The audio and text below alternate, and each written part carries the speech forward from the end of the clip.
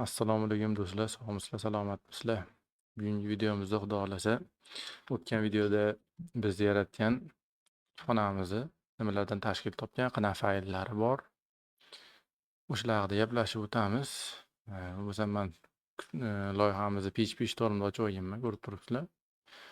Hop, loyihamiz qanaqa fayllardan tashkil topyapti? src folder bor. Bu barcha klasslarni saqlash uchun, shu yerdagi fayllarda klasslarni saqlash uchun bitta papka.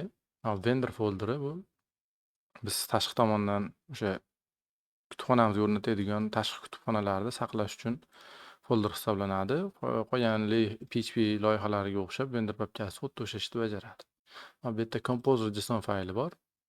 Composer.json faylida o'tgan videoda hamma kiritgan ma'lumotlarimizga asoslangan bitta fayl yaratilgan.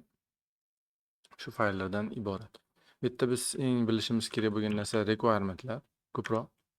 Requirementlarni biz qanaqa qilib boshqarishimiz mumkin, ularni qanaqa qilib e'lon qilishimiz mumkin. Shularni ko'rib chiqadigan bo'lsak, kelinglar, birinchi o'rinda bu faylni hozir yopib turaman. Requirementni biz qanaqa qilib o'rnatamiz? Buning uchun bizga composer kerak bo'ladi. Composerga require komandasini berib, undan keyin biz kutubxonaning nomini berishimiz mumkin. Misol uchun kelinglar, Laravel Paint. Agar xabarlayim bo'lsa, Laravel Paint kutubxonasi fayllarni formatlash uchun ishlatiladi. Kutubxonaning nomini yozyapman, enterni bosyapman.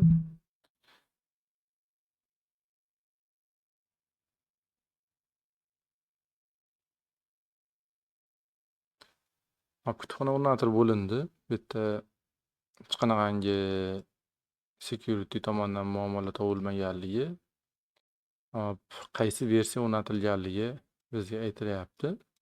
Ya'ni bu yerda hozir kelinglar qanaqa qilib o'rnatilganligi shu haqida gaplashamiz. Composer.json faylini qaytarib ochsam, bu yerda Laravel Paint'ni 1.22 versiyasi o'rnatilgan. Bu yerda PHP Storm menga aytyapti 1.22 ni birinchi versiyasi o'rnatilganini, ya'ni 1.22 ni bunaqa ko'rinishda turibdi. Lekin uni bunday qilib e'lon qilyapti. Lekin kelinglar, endi men qo'lda yangi requirement qo'shaman. Bu bo'ladi PHP bo'ladi. Ya'ni bizning kutubxona qaysi PHP versiyalarda ishlay olishi. PHP versiyasini yozishim kerak. Men bu yerda qanaqa holatda yozishim mumkin? Hozir agar meni PHP versiyamni ko'radigan bo'lsak, u 8.2-versiya. Uni men oddiygina qilib 8.2-versiya deb yozib qo'ysam bo'ladi. Lekin bu kutubxona xudo xohlasa 8.3, 8.4, 8.1, 8.5-versiyalarda ham ishlashi kerak. 7-versiya bo'lmasligi kerak, lekin 9-versiya ham bo'lmasligi kerak, chunki men bilmayman 9-versiya nima bo'lishini. Shuning uchun biz mana bu yuqoriga ko'rsatish belgisini ishlatishimiz kerak. Bu yerda bu yuqoriga ko'rsatish belgisi agar nima ish bajaradi deydigan bo'lsak, u yuqoriga ko'rsatish belgisi mana bu birinchi qavatni, ya'ni bu major qavat. Major qavatni shu holicha saqlab berib turadi. Ya'ni major qavati yuqoriga ko'tarilib ketmasligi va pastga tushib ketmasligini ta'minlaydi. Bu yerda lekin minor qavat bor. Minor qavat xohlagancha update bo'lishi mumkin. Ya'ni bu 4-chi, 5-chi, 6-chi, 7-chi versiya, 8-chi versiyalarda ham ishlay oladi. Bundan keyin 3-chi qavat bor. U patch qavati, ya'ni hozirgi Paint'da ko'rib turganimizdek 1.22.1 bu patchi, 22si minori, birinchi versiya majori. Bu nima degani? Mana bu yuqoriga ko'rsatish belgisi, ya'ni hozir bir necha kundan keyin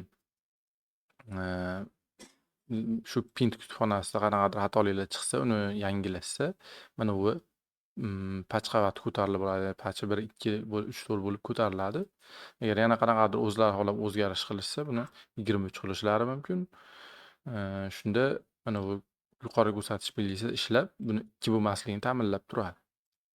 Mani holatimda hozir patch qavatni o'chirib tashlab 8.0-versiyani qilib, ya'ni bu kutubxonamiz 8-versiyada ishlaydi. Buni shu requirementni to'g'ri ishlayotganini tekshirish uchun Composer update buyrug'ini berib ko'raman. Ko'ryapsizlar, hech qanaqa muammo bo'lgani yo'q. Requirementlarni shunaqa qilib terminaldan turib o'rnatsak bo'ladi yoki Composer.jsonga to'g'ridan to'g'ri o'zgartirish kiritsak bo'ladi.